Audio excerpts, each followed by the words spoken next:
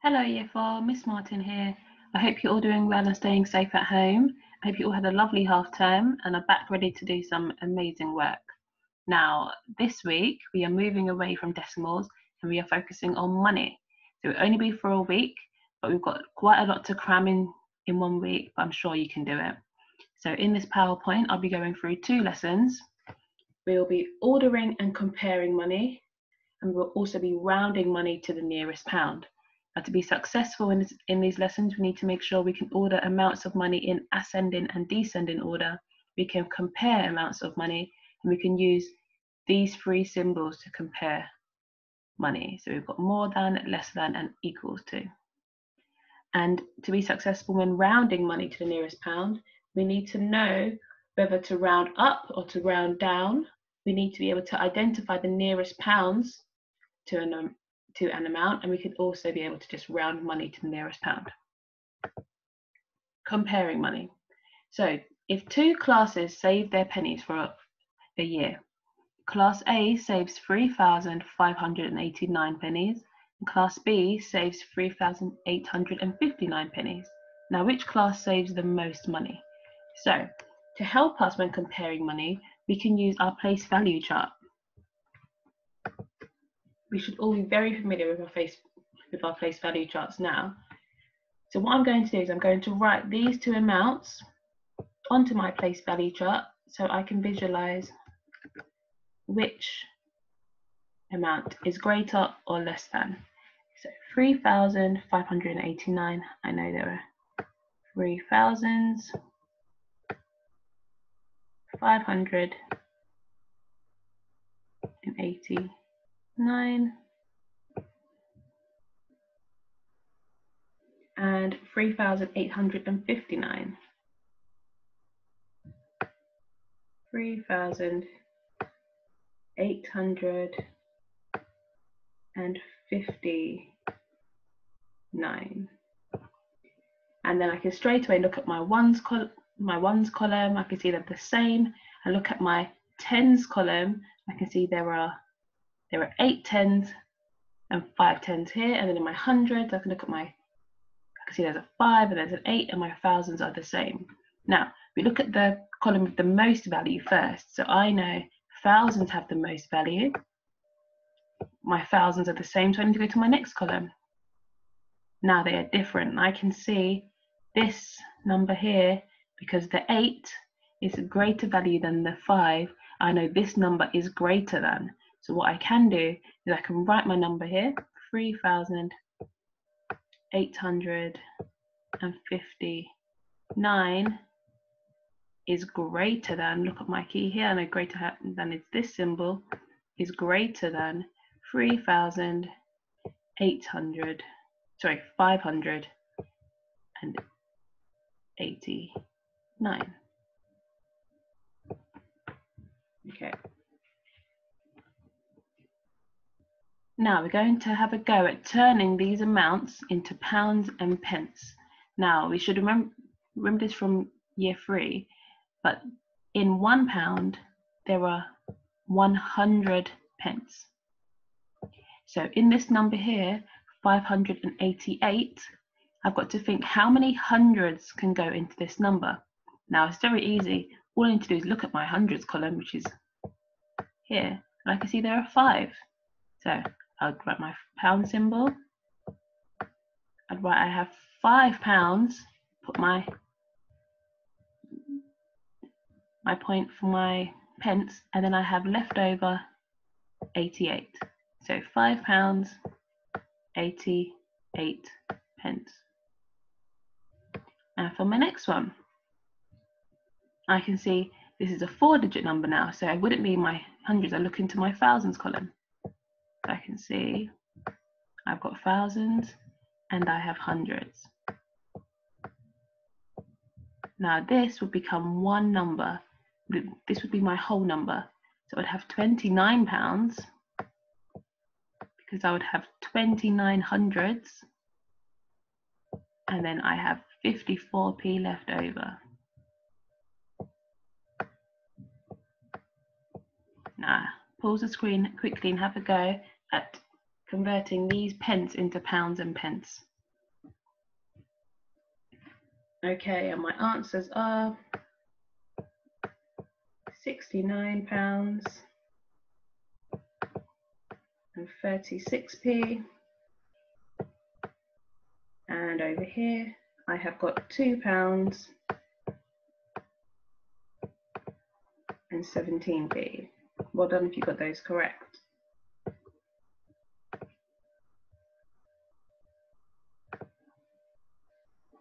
Okay, now using the information you've just learned about comparing amounts using a place value chart and turning pence into pounds and pence, I want you to pause the screen and have a go at, first of all, converting these numbers into pounds and pence, and then using your greater than, less than, or equal symbol to compare them. So pause the screen, have a go. I'll go through the answers in a moment.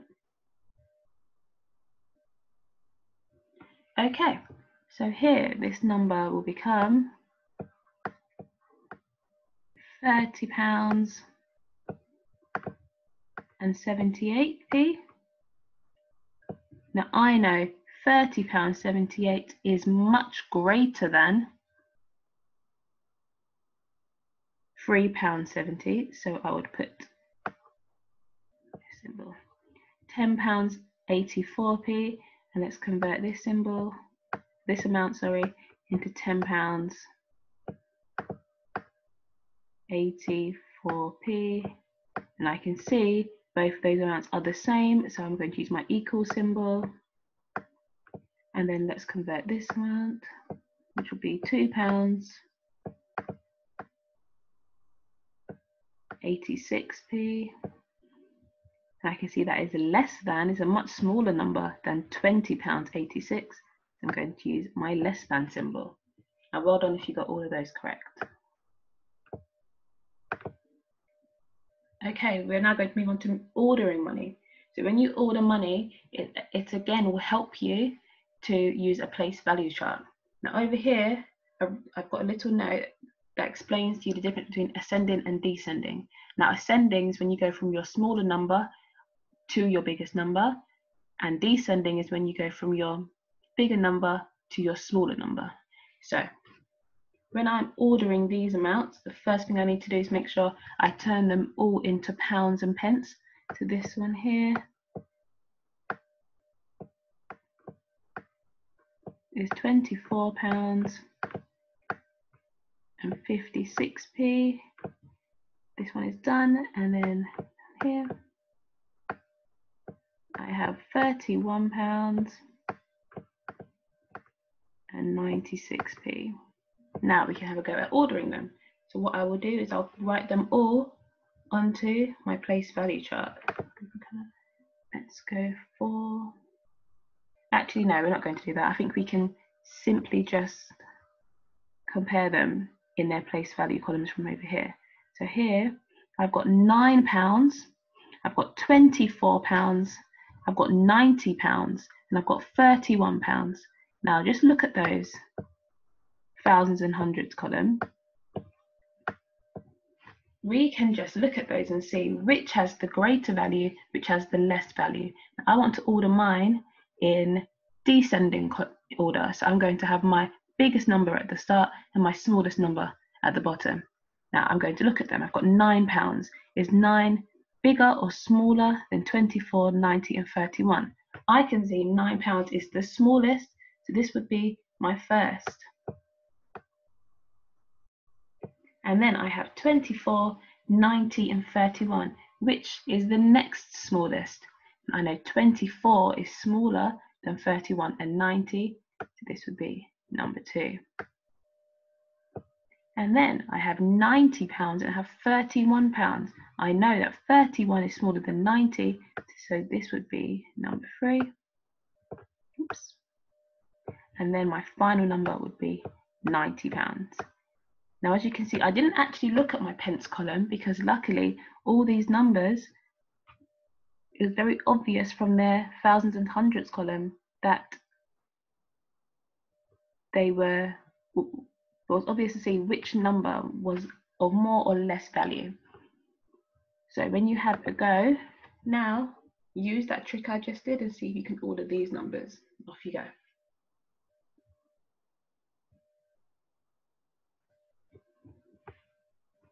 Okay, so the question's asking us to order these amounts in ascending order. And I know ascending is when I go from smallest to biggest in value. So let's first of all make sure all our numbers are in pounds and pence. Now this would be £21, 9p, and this would be £6 and 89p. Now I need to look at the values, and this one as well. Got this one. It's £40 and 70p. Now I'm looking to see which value is the smallest. I'm going in ascending order. Have I got 40, 6, 9, or 21? I know 6 is definitely the smallest amount there. So my order I'm going to write £6, 89, and then I can tick it off so I know it's been used. And then what's next? 40, 9, or 21? Oh, I know £9 comes next. £9.50. I can tick that off so I know I've used it. And then next, 21 or 40. I know 21 is definitely smaller than 40. £21 and 9p. And then finally, I have £40 and 70 pence. Now remember, if you need to use a place value chart to visualize which number is largest or smallest, you can do. However, I feel like as we are moving on in year 4, you don't always need to use a place value chart, but if you need to, it is there for you. Okay, and finally in this video, we'll be focusing on rounding money to the nearest pound. Now we did plenty of rounding in decimals, so I think we should all fly through this. Now, when rounding to the nearest pound, we need to use all our knowledge of rounding to help us. Now, first of all, a quick recap of rounding.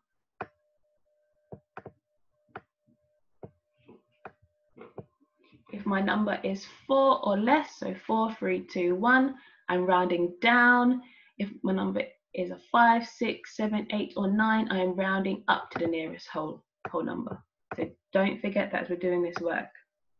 Okay, so my number is £4.98. I need to think, will that round up or round down to the nearest pound? Now, first of all, we need to work out what the nearest pound is. So the first thing I need to do is look at my whole number, and I can see my whole number is 4. The £4. Now the 98 pence is not a whole number just yet because it isn't a whole pound, but I do have £4. So what I'm going to do is I'm going to write my £4 at the start of my number line, and then think which whole number comes after £4, and I know after £4 comes £5.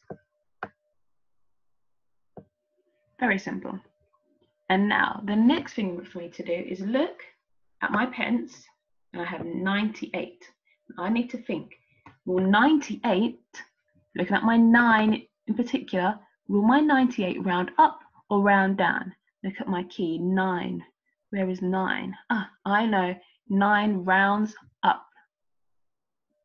So I know 98 would come about here. And I would know my number would round up, which would mean the nearest whole pound to £4.98. Let me write that here. The nearest whole number to £4.98 is £5. And I can simply see that, can't I? On my number line, I've got such a big jump back to £4, but I've got a tiny jump to £5. So have a go using a number line, using your rounding knowledge to round these amounts to the nearest whole pound, please. Off you go.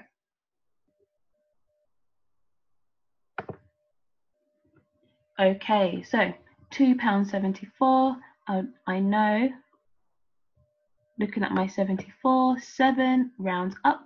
I know the nearest whole pound, I had £2 here. After 2 is 3. I would know it means it rounds up to £3. £12.26, I know 2 rounds down, so I would simply just round to £12.